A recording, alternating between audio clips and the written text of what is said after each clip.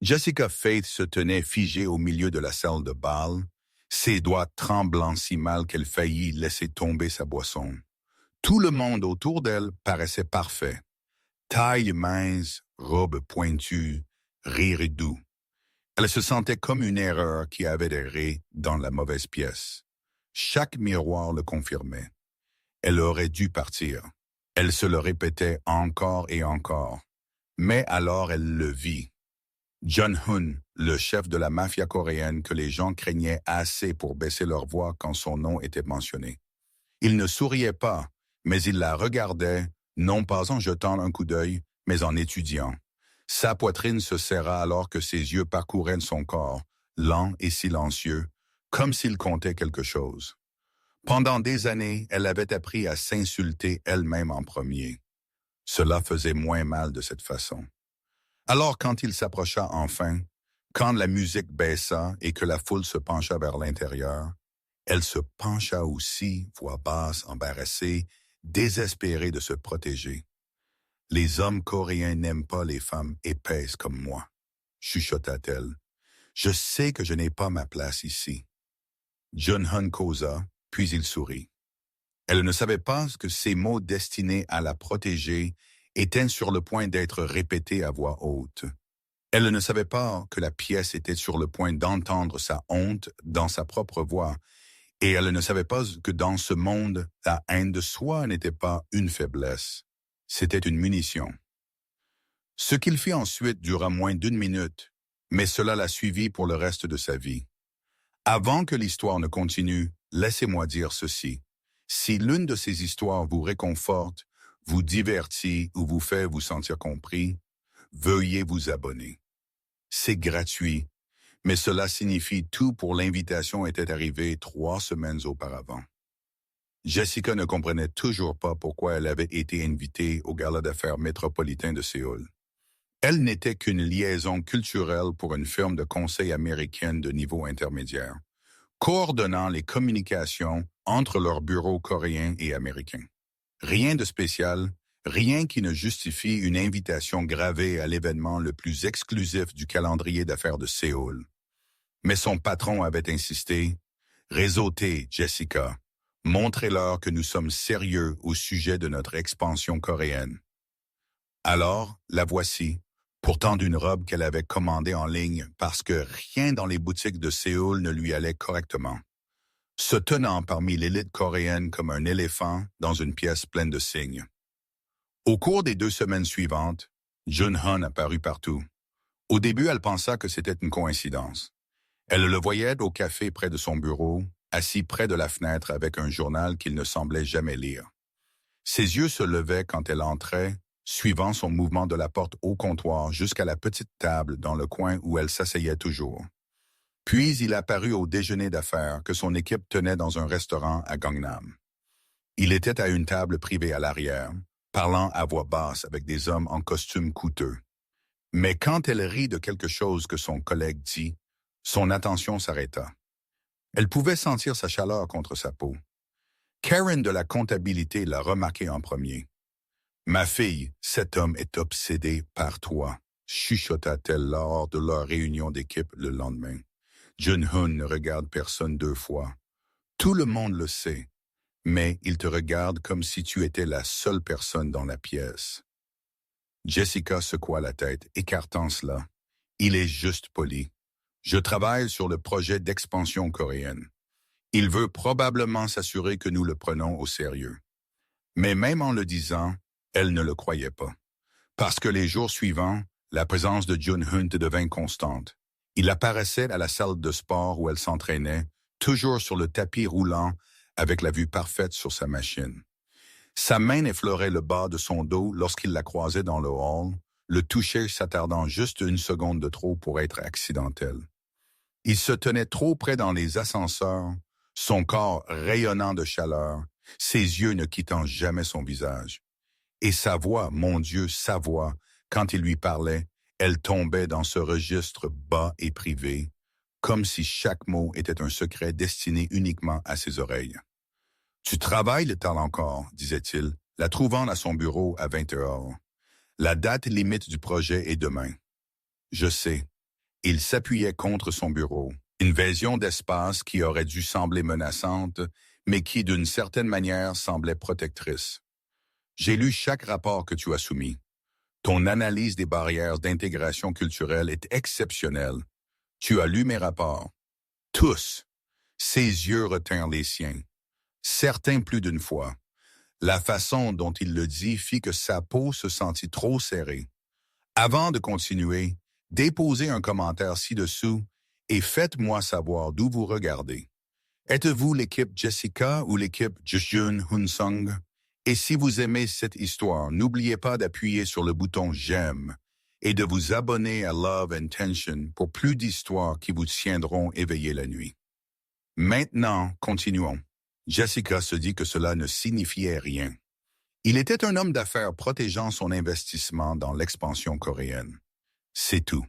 Elle ignora la façon dont son corps réagissait quand il était prêt. L'afflux de chaleur, le pouls accéléré, la façon dont chaque nerf semblait se réveiller et prêter attention. Elle ignora les chuchotis qui la suivaient à travers le bâtiment de bureau. Elle fit semblant de ne pas remarquer comment les autres femmes la regardaient avec confusion et envie, comme si elles ne pouvaient pas comprendre ce que Jun-Hun voyait en elle, qu'elle n'avait pas. Mais tard dans la nuit, seule dans son appartement, elle ne put ignorer la vérité. Quelque chose se passait entre eux. Quelque chose d'intense et d'inévitable, et d'absolument terrifiant. 3 semaines après le gala, Jessica resta tard pour finir la présentation finale pour le projet d'expansion. Le bureau était vide, les lumières de la ville de Séoul scintillant à travers les fenêtres du sol au plafond comme des étoiles tombées. Elle rassemblait ses matériaux quand elle renversa une pile de dossiers sur la table de conférence. Dossiers qu'elle ne reconnaissait pas. Papier éparpillé sur la surface polie. Et là, en coréen et en anglais soigné, se trouvait son nom. Jessica Faith, née à Détroit, Michigan, 29 ans. Éducation, licence, commerce international, Université Wayne. Ses mains tremblèrent alors qu'elle rassemblait les pages. Il y avait des photos d'elle arrivant à l'aéroport d'Incheon il y a 8 mois, marchant vers son appartement, dans des cafés, à la salle de sport. Il y avait des copies de son contrat de travail, de sa demande de visa, de son contrat de location, et il y avait plus. Un rapport de police d'il y a 5 ans, la nuit où Marcus, son ex-petit ami, lui avait mis les mains autour de la gorge et avait serré jusqu'à ce qu'elle voie des étoiles, l'ordonnance restrictive, les documents judiciaires, tout ce qui était privé, tout ce qui était douloureux, exposé comme des preuves dans un dossier d'affaires. Tu n'étais pas censé trouver ça. Jessica se retourna. Jun-Hun se tenait dans l'embrasure de la porte, parfaitement composé dans un costume noir, son expression illisible. Qu'est-ce que c'est que ça? Sa voix trembla de rage et de peur et de quelque chose d'autre qu'elle ne pouvait nommer. Tu as été quoi? À m'enquêter? Oui. Aucune hésitation, aucune excuse. Combien de temps? 6 mois. L'air quitta ses poumons. 6 mois. Je n'ai été à Séoul que depuis 8, je sais. Il entra dans la pièce, chaque pas mesuré et délibéré. Je savais pour toi avant que tu ne saches pour moi. C'est fou. Oui. Il s'arrêta à 3 pieds, assez près pour toucher, mais maintenant la distance comme s'il lui donnait de l'espace pour courir. Nécessaire. Tu n'avais aucun droit de Marcus est à Séoul. Les mots la frappèrent comme un coup physique. Quoi? La mâchoire de Jun-Hun se serra. La première fissure dans son extérieur composé. Ton ex-petit ami, celui qui a mis ses mains sur toi. Il est arrivé à Séoul 2 semaines après toi. Il t'a surveillé, Jessica, t'a suivi, a appris tes habitudes. La pièce pencha. C'est non, il ne peut pas. L'ordonnance restrictive ne signifie rien ici. Ce n'est pas Détroit. La voix de John Hanung se durcit, la rage perçant à travers le contrôle prudent. Les autorités coréennes n'appliqueront pas une ordonnance de protection américaine et la sécurité de ta compagnie est une blague. Alors je m'en suis occupé. Je m'en suis occupé comment? Je l'ai fait déporter, blacklisté de manière permanente pour l'entrée en Corée du Sud. Je me suis assuré qu'il comprenne que s'il essaie un jour de te contacter par quelque canal que ce soit, il y aura des conséquences. L'esprit de Jessica tournoya. Tu n'avais aucun droit de. J'avais tous les droits. Maintenant, la distance se réduisit. Il s'avança, sa présence accablante. Tu étais en danger, un vrai danger, et personne d'autre ne te protégeait. Je peux me protéger. Peux-tu? Sa main se leva, ses doigts traçant la ligne de sa mâchoire avec une douceur dévastatrice. Peux-tu te protéger d'un homme qui a passé des mois à planifier comment te blesser? Un homme qui a acheté un billet d'avion à travers le monde juste pour te trouver? Des larmes brûlèrent dans ses yeux. Comment sais-tu tout cela? Parce que je me fais un devoir de tout savoir sur les menaces envers ce qui est à moi. Tu n'es pas mienne. Pas encore. Son pouce effleura sa lèvre inférieure et elle détesta comment son souffle s'arrêta. Mais tu le seras. C'est fou. Tu ne me connais même pas. Je sais que tu prends ton café noir avec 2 sucres. Je sais que tu t'entraînes à 6 heures du matin parce que la salle de sport est vide et que tu n'aimes pas que les gens te regardent. Je sais que tu appelles ta mère tous les dimanches à 21 heures de Détroit et tu souris toujours quand tu parles de ta nièce. Ses yeux retinrent les siens, sombres et intenses. Je sais que tu n'as été avec personne depuis Marcus parce que tu as encore peur. Peur d'avoir mal choisi à nouveau, peur que la violence ait été d'une manière ou d'une autre ta faute. Chaque mot enleva une couche de ses défenses. Je sais que tu te vois comme trop bruyante, trop noire pour ce pays qui te regarde partout où tu vas. Je sais que tu te fais plus petite, plus silencieuse, essayant de disparaître. Arrête. Je sais que tu ne t'es pas sentie vraiment en sécurité depuis 5 ans. Les larmes débordèrent, mais tu le sens avec moi, n'est-ce pas? Sa voix tomba à ce registre bas et intime qui liquéfiait ses entrailles. Dis-moi que tu ne penses pas à moi quand tu es seul. Dis-moi que tu ne sens pas l'air changer quand j'entre dans une pièce. Dis-moi que ton corps répond au mien. Son autre main se leva, encadrant son visage entre ses paumes. Mène-moi, Jessica. Dis-moi que j'ai tort. Elle ne pouvait pas parce qu'il n'avait pas tort. Depuis cette première nuit au gala, quelque chose s'était construit entre eux. Quelque chose d'intense et de magnétique et d'absolument indéniable. C'est fou, chuchota-t-elle. Oui, son front pressé contre le sien.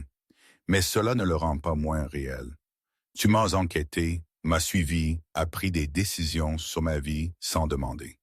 Je t'ai protégé quand personne d'autre ne le ferait. J'ai vu une menace et je l'ai éliminée. Je le referai. Ses mains se resserrèrent légèrement sur son visage. Je ferai pire. Pourquoi?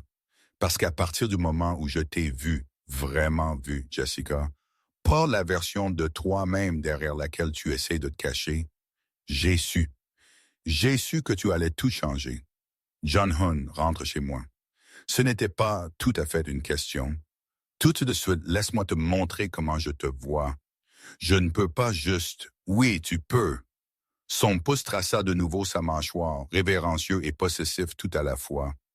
Mais si tu vas changer d'avis, fais-le maintenant. Parce qu'une fois que je t'aurai seul, une fois que je te toucherai enfin comme j'en rêve depuis des mois, ses yeux s'assombrirent. Je ne pourrai plus m'arrêter. Chaque partie rationnelle de son cerveau criait que c'était faux, trop rapide, trop intense, trop dangereux. Mais son corps savait ce qu'il voulait. Son cœur savait ce dont il avait besoin. Pendant 5 ans, elle avait eu peur, petite, invisible. Et cet homme dangereux, intense, terrifiant, l'avait vu, vraiment vu. Elle attrapa sa cravate et le tira vers son niveau. Le baiser fut incendiaire. Tout dents et besoin et 6 mois de tension insupportable se brisant enfin. Quand ils se séparèrent enfin, tous deux respirant fort. Les yeux de Jun Han-sung contenaient une promesse qui la fit frissonner. « Ma voiture est en bas, dit-il rudement. Et Jessica, tu viens de sauter d'une falaise. » Elle savait. Que Dieu l'aide. Elle savait. Mais elle prit sa main quand même. Ils n'arrivèrent pas à sa voiture. Dans l'ascenseur, le contrôle de John Hunsung se brisa. Il la pressa contre le mur miroir, sa bouche chaude et exigeante sur la sienne, son corps un mur de chaleur et de muscles la clouant sur place. J'ai voulu ça, t'ai voulu si longtemps. Les mains de Jessica se serrèrent dans sa chemise, le tirant plus près, désespérée pour plus de contact, plus de chaleur, plus de tout ce qu'il offrait. L'ascenseur tinta. Ils trébuchèrent, tous deux respirant fort. Les portes s'ouvrirent sur le garage de stationnement et John Hun attrapa sa main, la tirant vers une voiture noire élégante qui coûtait probablement plus que son salaire annuel. C'est alors qu'elle le vit, peint à la bombe sur le mur de béton en lettres rouges de colère, « Je t'ai trouvé ». John Hun devint absolument immobile. Puis il bougea. Il poussa Jessica derrière lui, son corps devenant un bouclier, et sortit son téléphone avec un calme mortel. « Jin, j'ai besoin des images de sécurité du garage de stationnement maintenant. » Une pause. Non. Quelqu'un a pénétré le bâtiment. Le cœur de Jessica battit contre ses côtes. Marcus? Impossible. Il est surveillé à Los Angeles. La mâchoire de Jun-hun se serra. Mais quelqu'un veut que nous pensions que c'est lui. Nous? Il se tourna pour lui faire face. Et pour la première fois depuis qu'elle l'avait rencontré, elle vit quelque chose comme de regret dans ses yeux. Jessica, il y a quelque chose que je ne t'ai pas dit. La glace inonda ses veines. Quoi? Dans 2 jours, mon père annoncera mes fiançailles avec Park Mini. Le monde bascula. T'es quoi? Le contrat a été signé il y a 6 mois, la même semaine où tu es arrivé à Séoul. Il s'avança vers elle, mais elle recula. C'est un arrangement commercial. L'organisation de ma famille a fusionné avec l'organisation de la famille Park. Sa voix monta. Quelle organisation? De quoi parles-tu? L'expression de Jun Hun-sung se durcit. Ma famille contrôle la plupart des routes maritimes vers et depuis Busan. Des entreprises légitimes avec des protections moins légitimes. Les Park contrôlent les ports d'Incheon. Le mariage était censé unir les territoires. Tael ne pouvait même pas le dire. Tu es réellement, oui. Aucune excuse, aucune honte. Et j'ai essayé de trouver un moyen de sortir de cet arrangement depuis la nuit où je t'ai rencontré. Oh mon Dieu, je viens d'eux avec toi et tu es fiancé sur papier seulement. Je ne l'ai jamais touché, jamais voulu. Le mariage est politique, Jessica. Cela ne signifie rien. Cela signifie tout. Elle voulait crier, pleurer, courir. Je ne peux pas être l'autre femme. Je ne le ferai pas. Son téléphone vibra. Un SMS d'un numéro inconnu. Elle l'ouvrit avec des mains tremblantes. C'était une photo. Elle et Jun-hun chantaient dans l'ascenseur, son corps pressé contre le sien, leurs bouches fusionnées. En dessous, il ne te choisira jamais. Tu n'es qu'une distraction, mais moi je suis permanente. Jun-hun lui prit le téléphone des mains, son expression devenant froide et létale. Minnie, ta fiancée me menace. Elle protège ce qu'elle pense être à elle. Il passa un appel, sa voix tombant en coréen, rapide et tranchante. Jessica ne pouvait pas comprendre les mots, mais elle comprenait le ton. Une rage pure, à peine contenue. Quand il raccrocha, ses yeux contenaient une promesse de violence. Je m'en occupe en faisant quoi? Tu ne peux pas juste, je peux et je le ferai. Il lui encadra le visage, la forçant à rencontrer ses yeux. Personne ne te menace. Pas elle, pas Marcus, pas anyone. Tu comprends? C'est fou. Tout cela est un autre SMS, cette fois sur le téléphone de Jun Hun-sung. Il le lut, et son expression devint d'un calme mortel. Monte dans la voiture. Quoi? Non, j'ai besoin de Jessica. Sa voix claqua comme un fouet. Monte dans la voiture maintenant. Quelque chose dans son ton la fit obéir. Alors qu'il sortait en trombe du parking, Jun-hun passa un autre appel, parlant un coréen rapide qui sonnait comme des ordres donnés à des soldats. « Que se passe-t-il? » demanda Jessica. « Marcus n'est plus à Los Angeles. Il est ici à Séoul. Mais tu as dit on m'a menti. Quelqu'un l'a aidé à passer les douanes. Quelqu'un avec des ressources. Ses jointures étaient blanches sur le volant. Et j'ai une très bonne idée de qui. » Ils roulèrent dans un silence tendu à travers les rues éclairées au néon de Séoul, se dirigeant vers une partie de la ville que Jessica n'avait jamais vue. Industrielle, sombre, dangereuse. John Hanung s'engagea dans un parking souterrain sous ce qui ressemblait à un entrepôt abandonné. « Où sommes-nous? Quelque part en sécurité. Quelque part où je peux te protéger jusqu'à ce que je m'en occupe. » Il la mena à travers des couloirs de béton éclairés par des néons, passant devant des hommes en costumes sombres qui saluaient John Hun avec une déférence évidente. Ils entrèrent dans un ascenseur qui nécessitait une lecture d'empreintes digitales. Et quand les portes s'ouvrirent, le souffle de Jessica se coupa. Cela ressemblait à quelque chose d'un film d'espionnage. Des moniteurs mur à mur affichant des flux de sécurité de ce qui ressemblait à des emplacements à travers toute la ville. Des cartes tactiques, des équipes de personnes se déplaçant avec une précision militaire.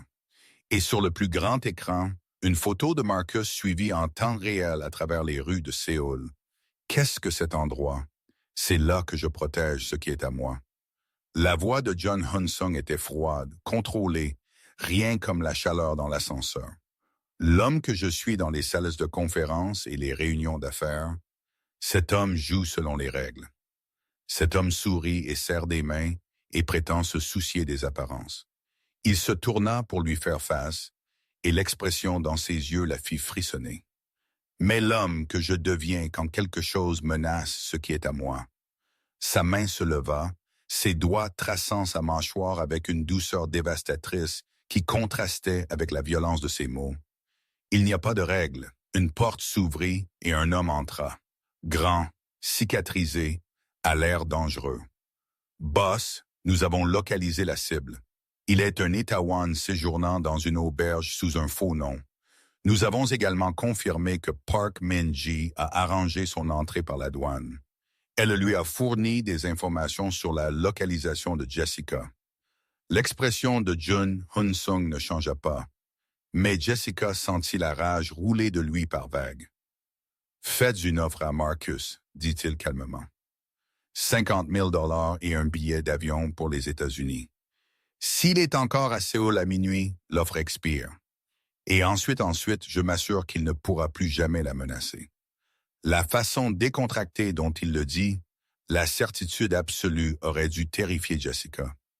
Au lieu de cela, une partie d'elle ressentit autre chose. Soulagement, sécurité. Parce que pour la première fois en 5 ans, quelqu'un la protégeait réellement. Pas avec des ordonnances restrictives qui ne signifiaient rien. Pas avec des promesses vides, avec de l'action, avec de la certitude, avec le genre de pouvoir qui faisait reculer les hommes dangereux. « Ne le tuez pas », s'entendit-elle dire. Yun-hung se tourna vers elle, la surprise vacillant sur ses traits. « Mais assurez-vous qu'il comprenne. Assurez-vous qu'il sache que s'il s'approche de moi à nouveau, n'importe où dans le monde, il y aura des conséquences. » Quelque chose comme de la fierté éclata dans les yeux de Yun-hung. « Tu es parfaite, » souffla-t-il. Puis à l'homme cicatrisé, « Vous l'avez entendu livrer le message. » L'homme hocha la tête et partit.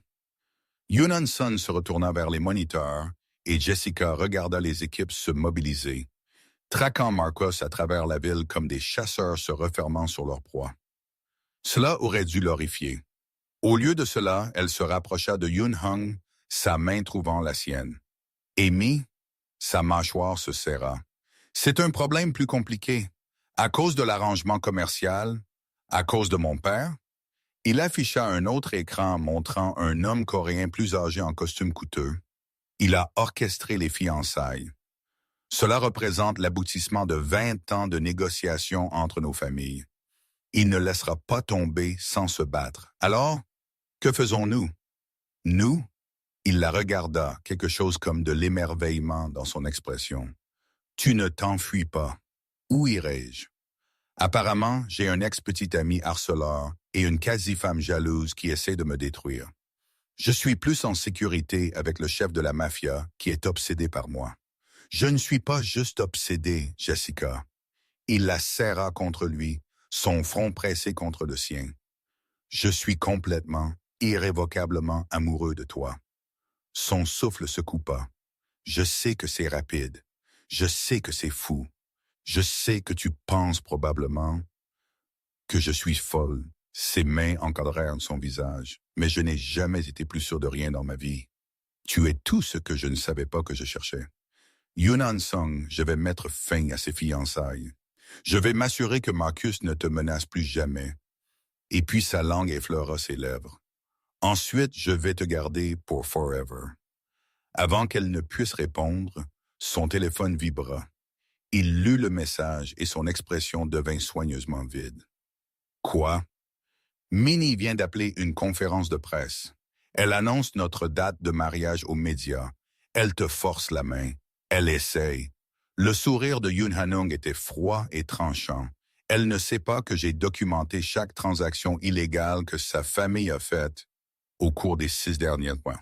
Chaque pot de vin, chaque route de contrebande, chaque violation du droit commercial international. Tu vas l'exposer? Je vais lui donner un choix. Reculer gracieusement ou j'envoie tout ce que j'ai aux autorités internationales et je regarde l'empire de sa famille s'effondrer. Ses yeux se durcirent. Et si elle s'en prend à toi à nouveau, je ne lui donnerai pas le choix. Jessica aurait dû être horrifiée par la menace désinvolte. Au lieu de cela, elle l'embrassa. Parce que dans le monde dangereux de Yoon Hun, c'était de l'amour. Yoon Hanung l'emmena dans un appartement penthouse à Gangnam qui surplombait toute la ville. Des fenêtres du sol au plafond, des sols en marbre, des draperies en soie, et une sécurité si stricte que Jessica avait compté 4 points de contrôle différents juste pour arriver à l'ascenseur privé. « Tu resteras ici jusqu'à ce que cela soit réglé, » dit-il, sa main sur le bas de son dos alors qu'il la guidait à l'intérieur. Combien de temps cela prendra-t-il? Quelques heures, peut-être moins. Il enleva sa veste et Jessica vit pour la première fois le pistolet dans son étui à sa ceinture. Mon équipe livre déjà le message à Marcus et Mie. Son sourire était froid et tranchant. Elle recevra mon dossier de privé dans l'heure, et si elle ne recule pas, elle le fera. La certitude dans sa voix était absolue, parce qu'elle sait de quoi je suis capable. Il disparut dans une autre pièce, et Jessica fut laissée seule avec ses pensées. Des pensées qui tourbillonnaient, terrifiées, exhilarées. Elle venait d'entrer dans un monde qu'elle ne comprenait pas, un monde de pouvoir et de violence et d'hommes dangereux qui résolvaient les problèmes avec des menaces au lieu d'avocats. Elle devrait courir. Elle devrait appeler son patron, réserver un vol pour les États-Unis et oublier que Yunan Sunung ait jamais existé. Mais elle ne pouvait pas parce qu'il l'avait vu. Vraiment vu. Et plus terrifiant que la violence, plus dangereux que les connexions mafieuses. Elle tombait amoureuse de lui. Son téléphone vibra. Un autre message de Mie.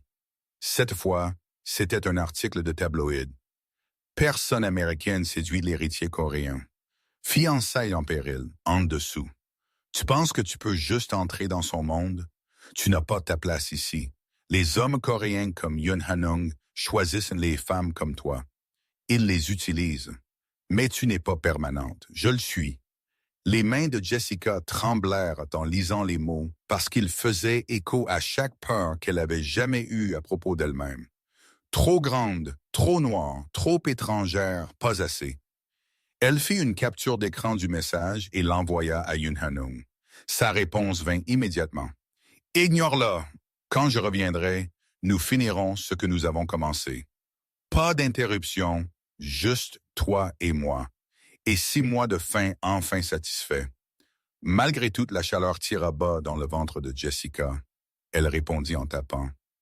Plutôt confiant pour quelqu'un qui ne sait pas si je peux gérer toute cette intensité. Sa réponse lui coupa le souffle. Tu le feras, et au matin, tu me supplieras de le prouver à nouveau.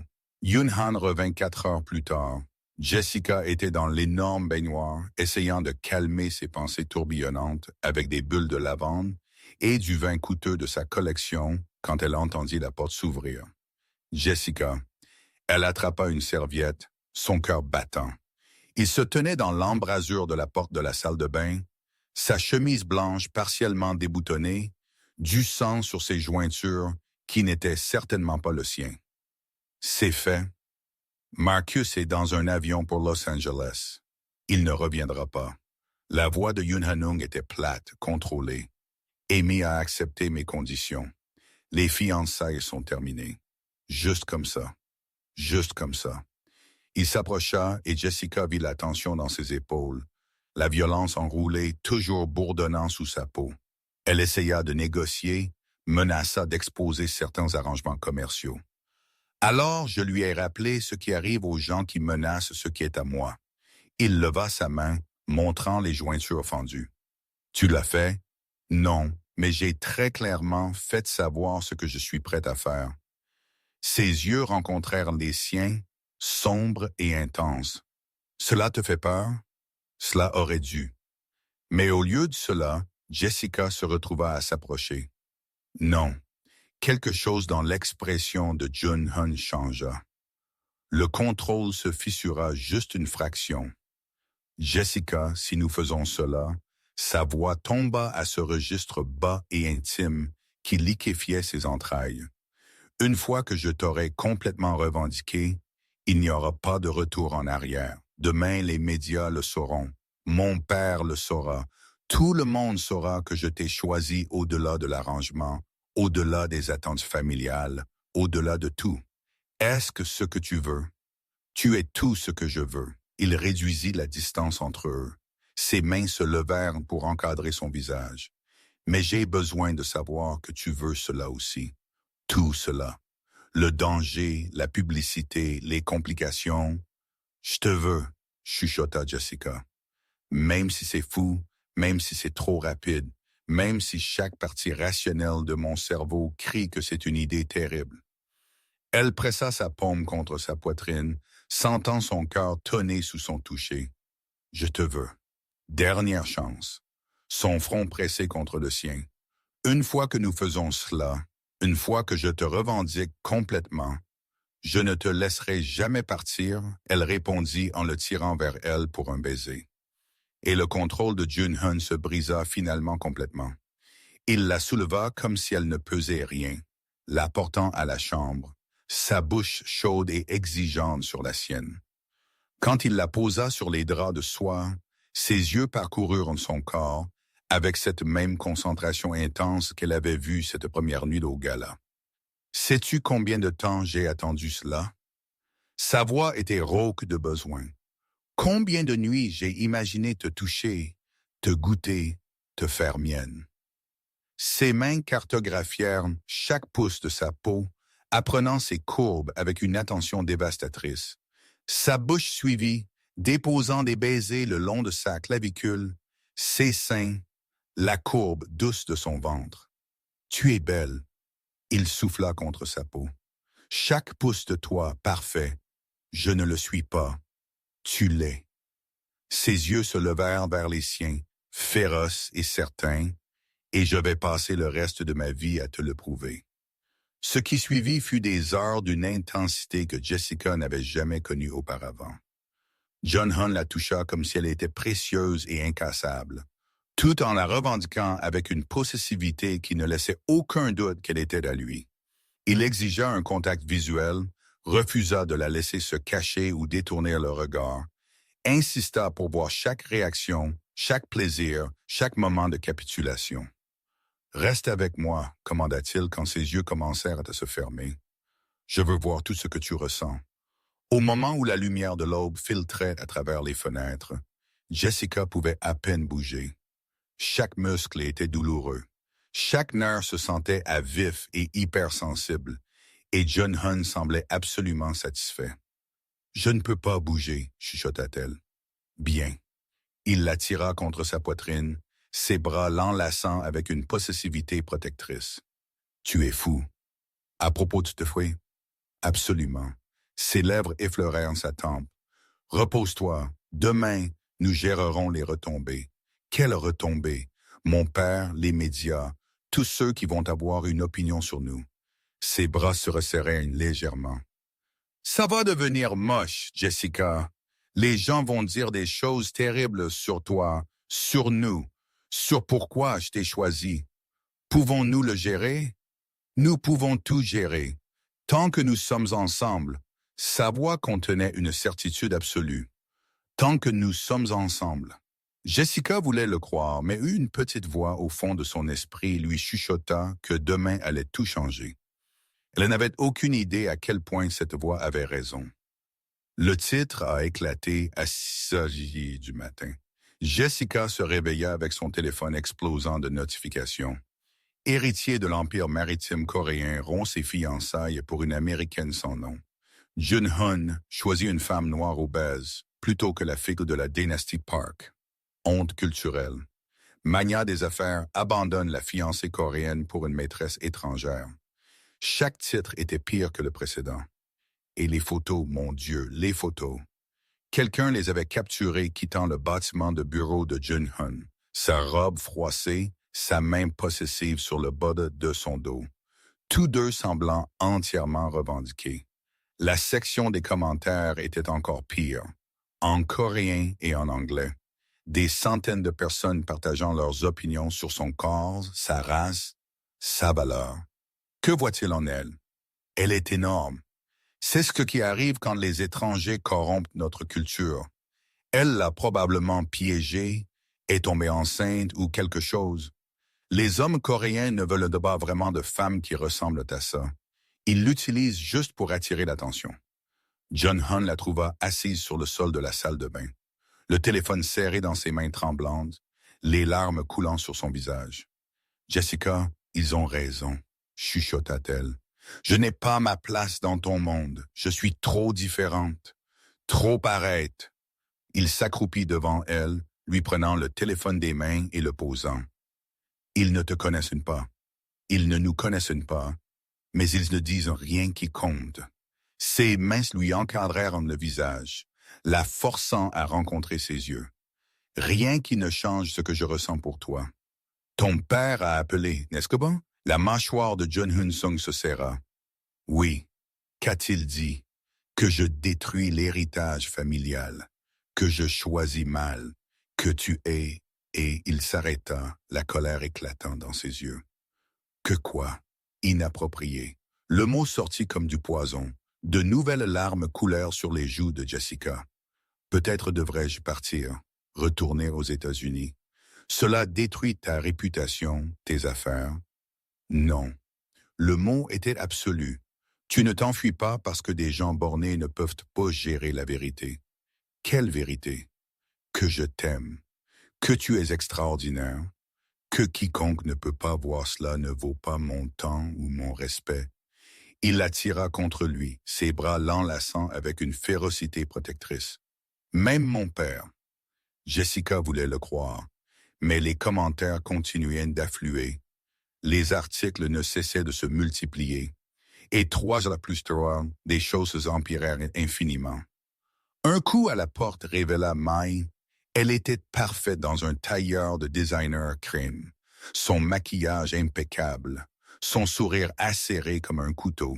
« Nous devons parler, » dit-elle, dépassant Jun-hun pour entrer dans l'appartement. « Juste nous trois. »« Sors, » dit Jun-hun froidement. En un instant, les yeux de Mai parcoururent Jessica avec un mépris à peine dissimulé. « D'abord, je veux faire une offre à notre nouvelle amie. Je ne suis intéressé par rien de toi. 5 millions de dollars. » Le sourire de Mai s'élargit. « C'est ce que je suis prête à payer pour que cette situation disparaisse. » L'estomac de Jessica se tordit. « Tu essayes de me payer pour que je parte? Je t'offre une somme d'argent qui changera ta vie pour faire ce qui est le mieux pour tout le monde. » Mai s'assit sur l'accoudoir du canapé comme si elle possédait l'endroit. « Regarde-toi. Regarde ce que les gens disent. Veux-tu vraiment être la femme qui a détruit l'héritage familial de Jun-hun, qui l'a transformé en risée? »« Ça suffit, » avertit Jun-hun, « mais ça n'a pas besoin d'être comme ça. » La voix de Mie devint doucereuse. Prends l'argent, retourne en Amérique, recommence quelque part où les gens ne connaissent pas ton nom. Je ferai même une déclaration publique pour blanchir ta réputation. Je dirais que nous avons mutuellement convenu de mettre fin aux fiançailles, qu'il n'y a pas de rancune, que je souhaite le bonheur à Jung-hoon, et en échange, tu disparais définitivement. Tu ne contactes plus jamais Jun-hoon Sung. Tu signes un accord de non-divulgation. Nous publions une déclaration conjointe disant que votre relation était un bref malentendu culturel et tout le monde passe à autre chose. Les yeux de Mie brillèrent d'une satisfaction malveillante. Où je m'assure que les médias connaissent chaque détail laid de ton passé, ton ex-petit ami abusif, les ordonnances restrictives, le fait que tu prends des médicaments pour arrêter de parler. La voix de Jun-hoon claqua comme un fouet. Pourquoi? Elle devrait savoir à quoi elle s'engage. Mie se leva, lissant sa jupe parfaite. Les médias tournent déjà. Ils ont déjà fouillé ton passé, Jessica. Dans 24 heures, ils publieront tout. Chaque secret honteux, chaque moment de faiblesse, chaque raison pour laquelle tu as fui l'Amérique en premier lieu. Jessica sentit le sang lui quitter le visage. Mais je peux l'arrêter, continua Mie. Un coup de fil et toutes ces histoires disparaissent. Tout ce que tu as à faire, c'est prendre l'argent et partir. Pendant un long moment, Jessica ne put respirer.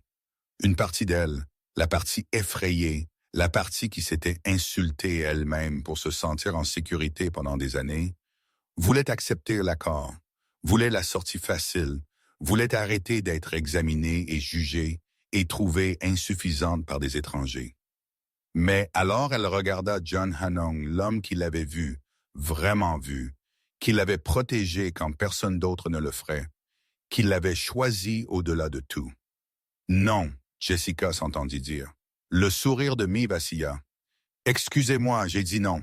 Prenez votre chantage et votre argent sale et sortez. Jessica se tint surprise par la fermeté de sa voix. Tu as raison sur une chose. Les médias vont me déchirer. Ils vont exposer chaque moment douloureux de mon passé. Mais au moins ce sera la vérité.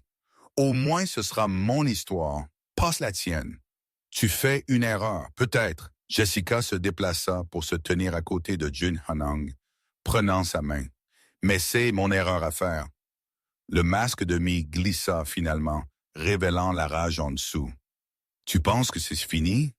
Tu penses que tu as gagné? Elle se dirigea vers la porte, sa voix dégoulinant de venin. Demain matin, tous les grands médias de Séoul publieront des histoires sur ton passé pathétique, ton agresseur, ton traumatisme, tes problèmes de santé mentale. Et la réputation de Jun-hoon Sung brûlera juste à côté de la tienne. Sors, dit Jun-hoon tranquillement. Profite de ta victoire, dit Mie depuis l'embrasure de la porte. Parce que d'ici demain à 7 heures, vous serez tous les deux détruits. La porte claqua derrière elle. Les genoux de Jessica cédèrent. Jun-hoon la rattrapa, la serrant fort alors qu'elle laissait enfin la peur, l'épuisement et la terreur l'envahir. Elle va nous détruire, chuchota Jessica contre sa poitrine. Non, ses bras se resserrèrent. Elle va essayer, mais nous ne la laisserons pas faire. Comment combattons-nous cela? En disant la vérité d'abord. Il recula, inclinant son menton vers le haut pour rencontrer ses yeux. Demain matin, nous tiendrons notre propre conférence de presse. Nous raconterons ton histoire, la vraie histoire, avant qu'elle ne puisse la tordre en quelque chose de laid. Je ne peux pas. Tu peux. Son pouce essuya ses larmes. Et tu le feras parce que tu es la personne la plus forte que j'ai jamais rencontrée. Hé, belle personne! Nous sommes à un point crucial de l'histoire. Que pensez-vous que Jessica devrait faire? Laissez vos pensées dans les commentaires et discutons-en. Et si cette histoire vous touche, montrez un peu d'amour avec un j'aime et abonnez-vous à Love Intention pour plus de romances intenses qui fera battre votre cœur. Cette nuit-là, Jessica ne dormit pas. Elle répéta 100 versions différentes de ce qu'elle dirait. Chaque version sonnait faux. Chaque version donnait l'impression d'exposer ses blessures à des étrangers qui ne comprendraient pas. Mais John Hunt avait raison. Si elle ne racontait pas son histoire, Mee la raconterait pour elle. Et c'était un destin pire que toute honte. La conférence de presse était prévue à 10 heures au Seoul Grand Hotel. À 9h30, la salle de bal était bondée. Jessica se tenait dans les coulisses, ses mains tremblantes, son cœur essayant de s'échapper de sa poitrine. À travers l'interstice des rideaux, elle pouvait voir ce qui ressemblait à tous les médias de Corée. Caméras, microphones, journalistes avec des carnets prêts à la déchirer. « Tu n'as pas à faire ça, dit Jun Hanung à côté d'elle. Dis le mot et nous partons tout de suite au diable avec eux tous. Je dois faire ça. Jessica se força à respirer pour moi. Mais alors qu'il marchait vers le podium, l'anxiété de Jessica augmenta. Trop de monde, trop de caméras, trop de sorties bloquées par des corps. La voix de sa thérapeute résonna dans son esprit. Quand vous vous sentez submergé, trouvez quelque chose pour vous ancrer. Elle serra la main de Jun Han-sung. Il serra en retour. Et puis elle vit Mee assise au premier rang, impeccablement vêtue, portant un sourire qui promettait la destruction. Et à côté d'elle, un homme que Jessica ne reconnaissait pas. Costume impeccable, à l'allure prédatrice, avec un enregistreur visible sur ses genoux.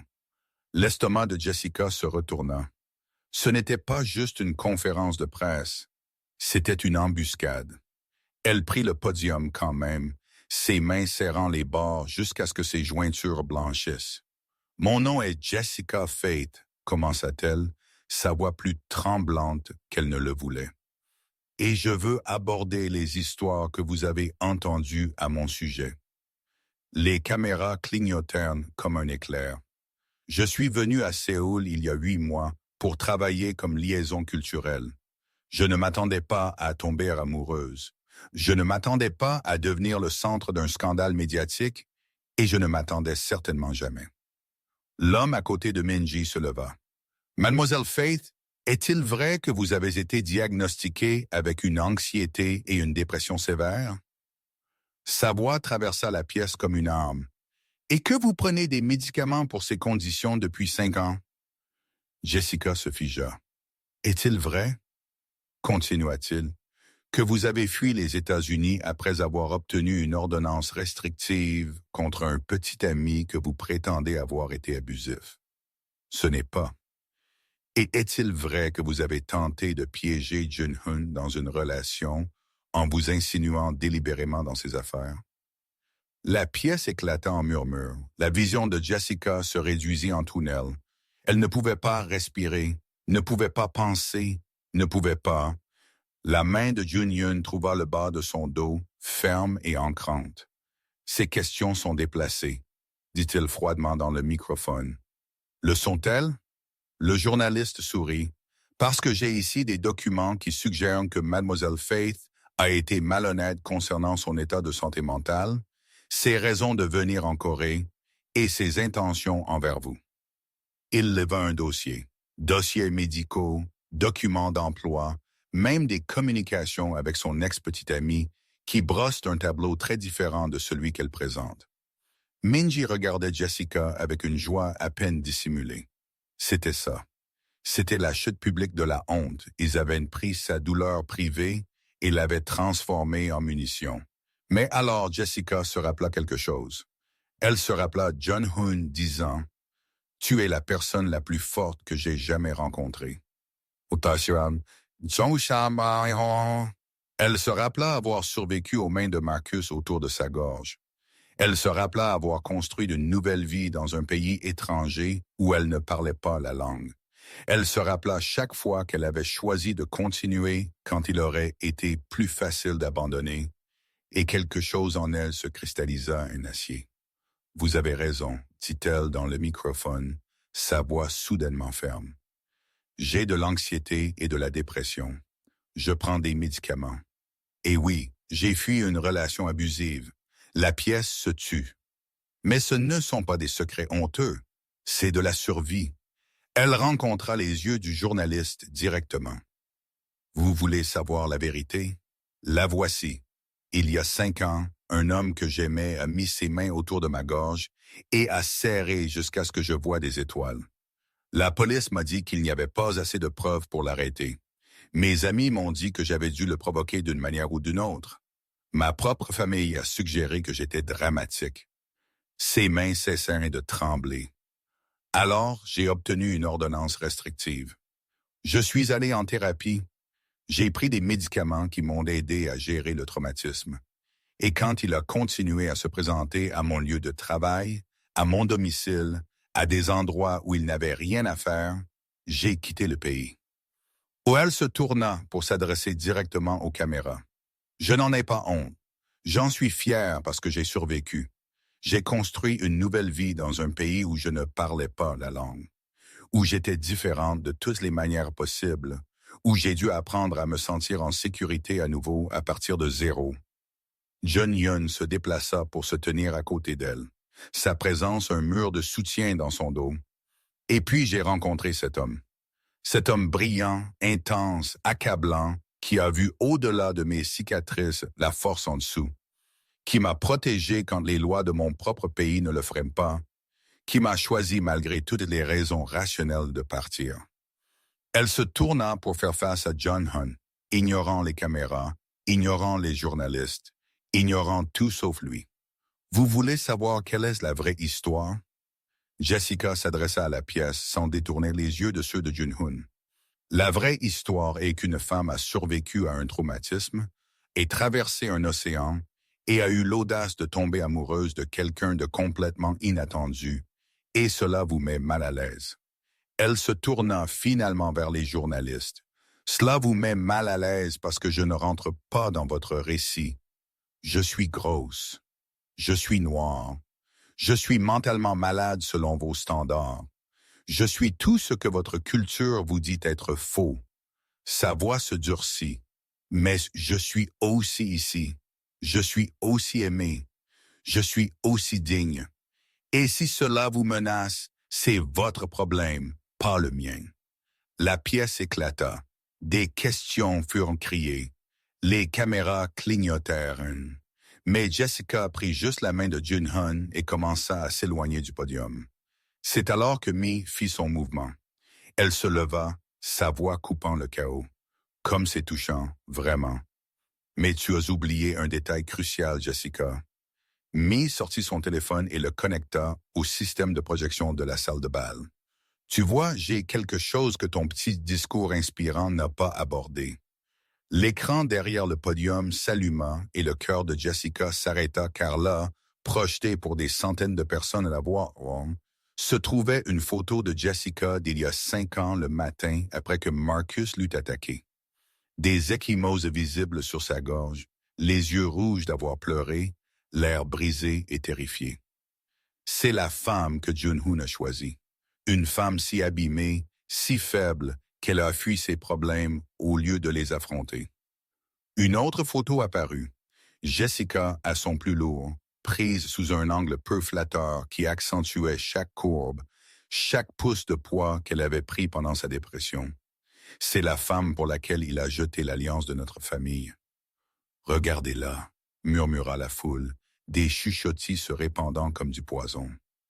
Jun-Hyun se dirigea vers Min-ji avec une intention mortelle, mais Jessica attrapa son bras. « Non », dit-elle doucement, « laissez-la finir. » Le sourire de Mi s'élargit. « Ah, je n'ai pas fini parce que j'ai des messages entre Jessica et son ex-petite amie d'il y a seulement 3 mois. » De nouvelles images apparurent, des messages textes que Jessica ne se souvenait même pas avoir envoyés. « Tu me manques parfois. Je me demande si j'ai fait le bon choix en partant. Peut-être que j'ai trop réagi. » Les textes avaient été sortis de leur contexte. Des moments de faiblesse, de doute, de traitement de traumatisme, mais affichés comme ça, ils ressemblaient à des preuves qu'elle n'avait jamais vraiment quitté Marcus après tout. « Alors dis-moi, Jessica, » ronronna Mi dans le microphone, « si tu es si forte, si guérie, pourquoi tendais-tu encore la main à ton agresseur il y a 3 mois? Pourquoi doutes-tu encore de toi-même? Pourquoi? Parce que la guérison n'est pas linéaire. » La voix de Jessica traversa la pièce comme une lame. Elle retourna au podium, ignorant les photos, ignorant les chuchotis, ignorant tout sauf les caméras. Vous voulez instrumentaliser mon traumatisme? Bien. Parlons-en. Elle s'adressa à toute la salle, sa voix ferme malgré les larmes menaçant de couler. Oui, Marcus me manque parfois, non pas parce que je veux qu'il revienne, mais parce que l'abus crée ces liens tordus qui prennent des années à démêler. Oui, je doute parfois de mes choix. C'est ce que fait le traumatisme. Il vous fait remettre en question votre propre réalité. Elle pointa les photos sur l'écran. Et oui, j'avais l'air comme ça après qu'il m'ait blessé. J'étais brisé. J'avais peur. J'ai pris du poids parce que la nourriture était la seule chose que je pouvais contrôler quand tout le reste était le chaos. Sa voix s'éleva, puissante et certaine. Mais vous savez quoi? Ce n'est pas une faiblesse. C'est être humain. C'est survivre comme vous le pouvez quand le monde essaye de vous détruire. Elle se tourna directement vers May. Vous pensez que montrer ces photos m'humilie? Vous pensez qu'exposer mes messages me fait paraître faible?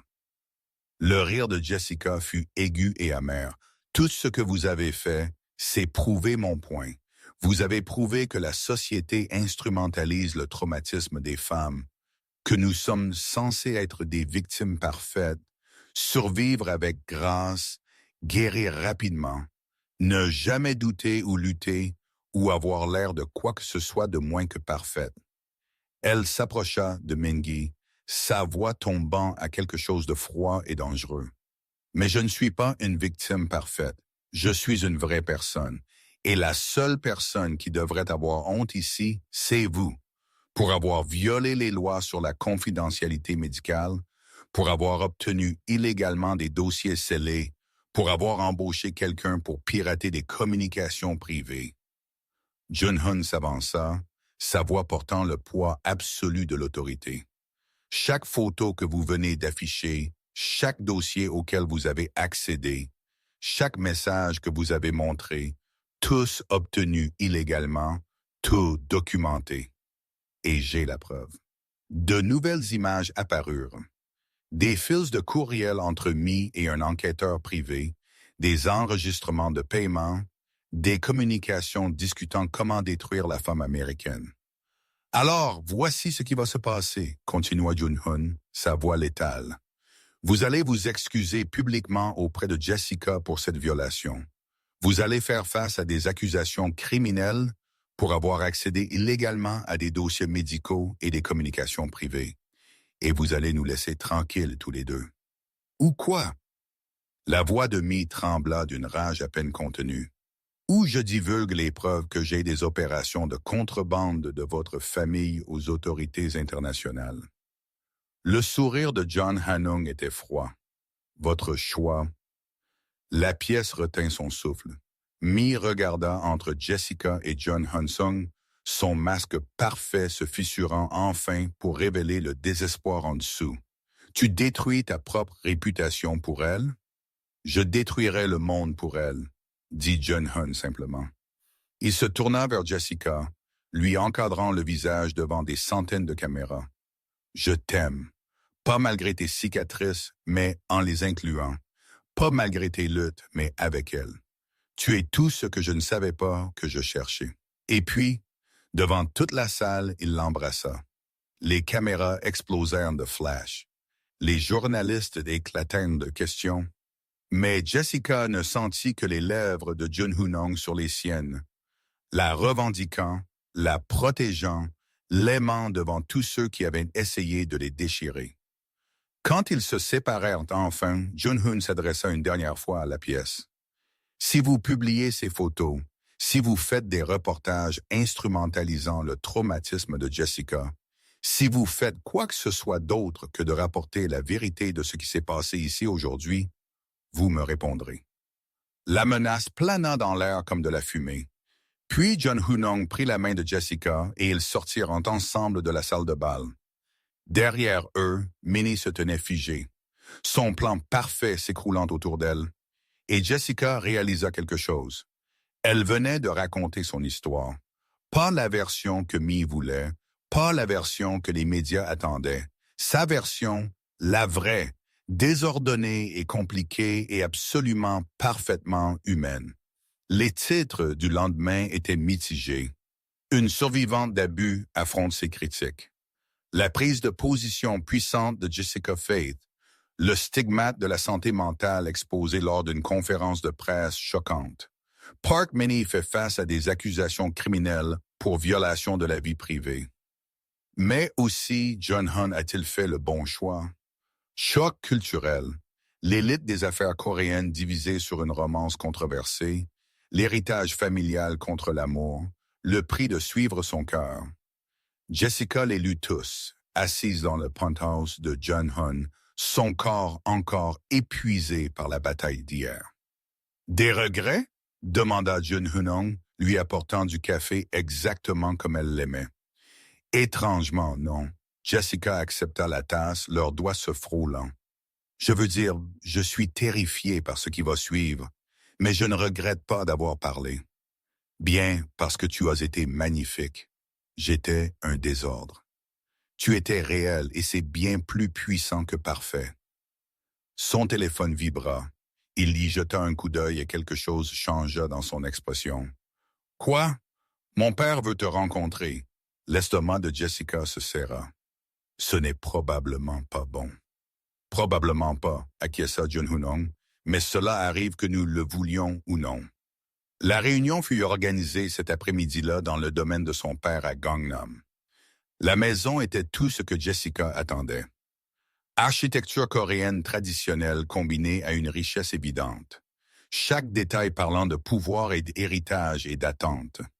Le père de Jun Hunong, Jeon de Jung, était assis dans un salon de réception formel, son expression sculptée dans la pierre. « Alors vous êtes la femme qui détruit l'avenir de mon fils. »« Père, avertit Jun Hun. »« Non. » Jessica serra la main de Jun Hunong et la relâcha. Les sourcils de Jun de Jung se haussèrent légèrement. « Vous n'êtes pas ce que je choisirais pour mon fils. Vous venez de rien. Vous apportez le scandale. Vous êtes tout ce qu'il ne s'attendait pas à vouloir, » interrompit Jessica tranquillement. « Je sais. Croyez-moi, je suis aussi surprise que vous. Vous pensez que c'est amusant? Non, je pense que c'est terrifiant. » Jessica rencontra ses yeux directement. « Pensez-vous que je voulais tomber amoureuse de quelqu'un d'aussi étranger à mon monde que chaque jour je me demande si je ne suis pas en train de faire la plus grande erreur de ma vie? » Quelque chose vacilla dans l'expression de Jun de Jung. « Mais voici ce que je sais. Je sais que votre fils est extraordinaire. Je sais qu'il est brillant et protecteur et loyal envers les gens qu'il aime. Je sais qu'il mérite quelqu'un qui voit tout cela et l'aime pour cela, pas pour son nom ou son argent ou son héritage familial. »« Et vous pensez que vous êtes cette personne? » demanda Jun de Jung. « Je ne sais pas, amie Jessica, mais je suis prête à essayer. Je suis prête à me battre pour lui, à affronter les scandales et les chuchottis et les jugements parce qu'il en vaut la peine. » Jun de Jung resta silencieux un long moment. « Mon fils a toujours été difficile, dit-il finalement. Entêté, peu enclin au compromis. Ce sont ses meilleures qualités, dit Jessica.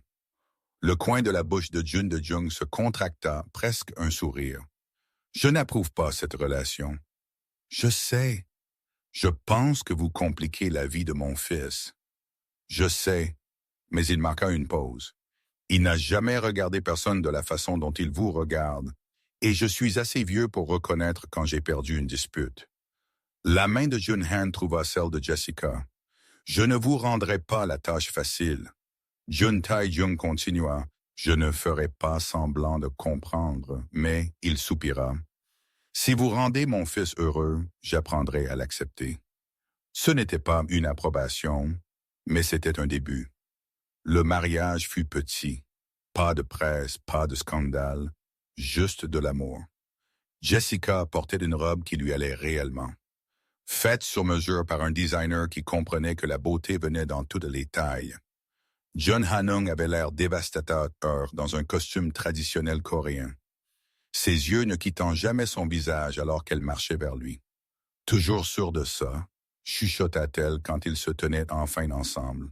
Je n'ai jamais été aussi sûr de rien, lui chuchota-t-il en retour. La cérémonie fut un mélange de cultures, de traditions coréennes et de vœux américains, créant quelque chose d'entièrement nouveau et d'entièrement à eux.